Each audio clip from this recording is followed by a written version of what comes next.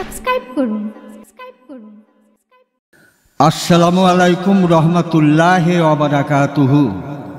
মরণকে স্মরণ করো SMN production চ্যানেলে করার পরই আপনাদের বিশেষ অনুরোধে আবার আসতে হলো।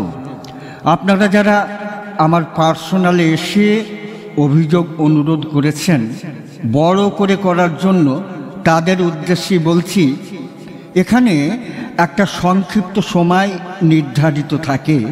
এখানে তো আমার পক্ষে ট্রেলারে দেখানো সম্ভব, পুরো পিকচার পেতে হলে অনুষ্ঠান স্টেজেই আমার পক্ষে সম্ভব। তাই কথা না বাড়িয়ে আমি মরণের কথাই বলি। আমাদের মতো সাধারণ মানুষের ঈমান আনার সবচেয়ে সহজ উপায় হলো মরণকে স্মরণ করা। আমরা যদি মরণকে গভীরভাবে চিন্তা করি, আমরা সোজা হয়ে যাব, আমরা সরল হয়ে যাব। দুনিয়ার লোভ, লালসা, আত্ম অহংকারে এঁকে বেঁকে চলাফেরা সব সরল হয়ে যাবে। শুধু মরণকে অন্তরের অনুভূতি দিয়ে যদি চিন্তা করি। এখন এক বিষধর সাপ আর কোলা ব্যাঙ দুজনে বন্ধুত্ব হয়। অহংকারী সাপ তার বীরত্ব কিন্তু কথায় কথায় ফলিয়ে যায় ওই ব্যাঙের কাছে। ব্যাঙকে বলে, তুই শালা, তোর স্বভাব খারাপ, তুই শালা কথায় কথায় শুধু পেট ফোলাস। এখন ব্যাঙও ঘুরিয়ে বলে ফেলে, তুই শালারও কি স্বভাব ভালো? হ্যাঁ, তুই শালা সোজা হয়ে চলতে পারিস না, এঁকে বেঁকে চলিস। আরে সোজা সরল হয়ে চল। ব্যাস ব্যাস, অহংকারী সাপ একদম রেগে ফোঁস ব্যাঙকে আজ শেষ করে দেবে। ব্যাঙের পিছন পিছন ছুটতে লাগলো। ব্যাঙও জান বাঁচাতে থপ থপ থপ থপ একটা গর্তের মধ্যে ঢুকে পড়েছে। কিন্তু সাপও তো ছাড়নেওয়ালা নয়, শালা শেষ করেই ছাড়বে। ওই গর্তের মধ্যে মাথাটাকে ঢুকিয়ে দিয়েছে। আশপাশের ছেলে ছোকরাগুলো খেলা করছিল, আরে তাদের নজরে পড়ে যায় সাপ। আরে সাপ সাপ সাপ সাপ, কেউ গাছের ডাল ভেঙে লাঠি সোঁটা নিয়ে মার মার মার মার, একদম মেরে থেতো, একদম লম্বা করে দিয়েছে, মানে শেষ। ব্যাঙ ভাবছে, তাই তো অনেকক্ষণ হয়ে গেল বন্ধুটা আমার পিছনে পিছনে ছুটছিল, কই এখনো আসছে না কেন? দেখি বাইরে বেরিয়ে একটু দেখি। ব্যাঙ বাইরে এসে দেখে বন্ধু একদম সোজা হয়ে লম্বা হয়ে মরে পড়ে আছে।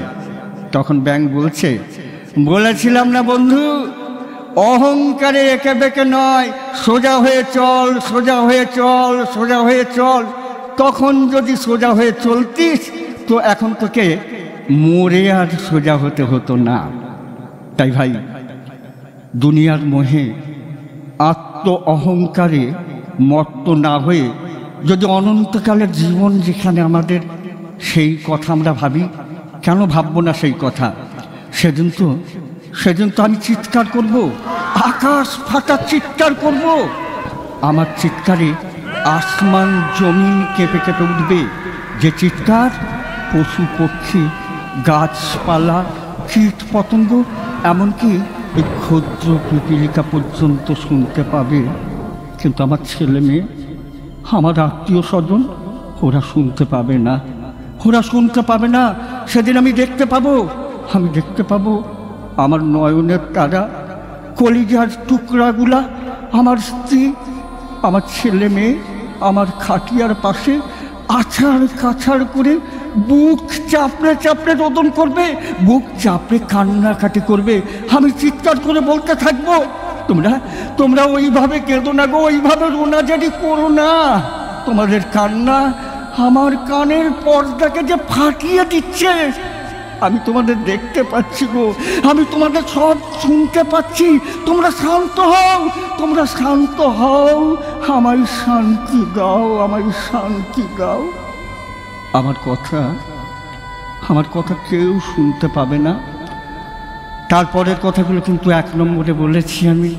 এখন চলুন যাই সেই জানাজার ময়দানে যখন আমার জানাজার নামাজ হবে, মসজিদের আজান শুনে সবাই নামাজ পড়ে, আর এ কোন নামাজ?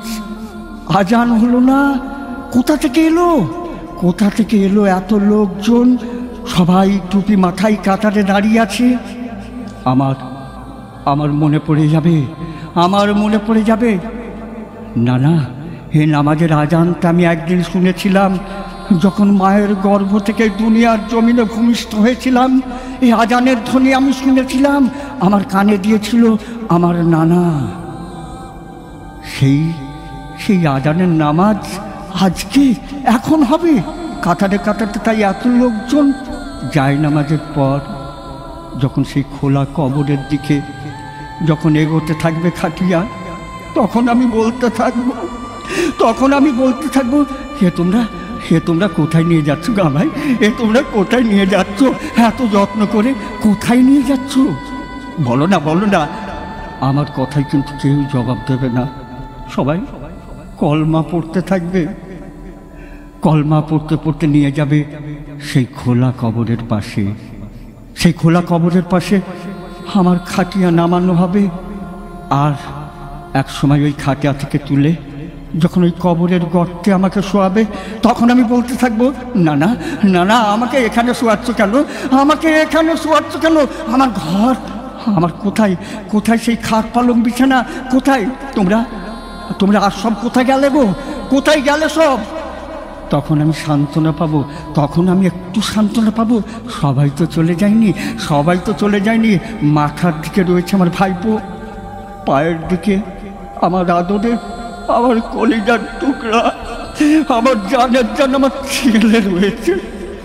তারপর শেষবারের মতো যখন আমার মুখটা খুলে দেবে, তখন আমি উপর দিকে দেখব শুধু এক টুকরো নীল আকাশ। কিন্তু কিছুক্ষণ পর ওই আমার আদরের ছেলে ভাইপো যখন আমাকে কবরে রেখে উপরে উঠে যাবে, তখন আমি বলতে থাকবো, না, সবাই চলে গেছে। তোমরা যেও না, তোমরা তো আমার খুন। তোমরা যেও না। কিন্তু কেউ শুনবে না আমার কথা, সবাই চলে যাবে। তখন বলতে থাকবো, হে আল্লাহ, তুমি ছাড়া আর কেউ নেই দুনিয়ার বুকে। কেন তোমাকে ডাকার মতো ডাকিনি। তারপর বাঁশ খড় দিয়ে সম্পূর্ণ যখন বন্ধ করতে থাকবে, তখন আমার আত্মা চিৎকার করে বলতে থাকবে, না, বন্ধ করে না গো, বন্ধ করো না, একটু ফাঁকা রাখো। তারপর শুনতে পাবো উপর থেকে সান্ত্বনার বাণী, মিনহা খলাকনাকুম অফিহা নুইদিকুম অমিনহা নুখরিজুকুম তারাতান উখরা। এই মাটি থেকেই তুমি সৃষ্টি হয়েছিলে, এই মাটিতেই তোমায় ফিরিয়ে দেওয়া হলো।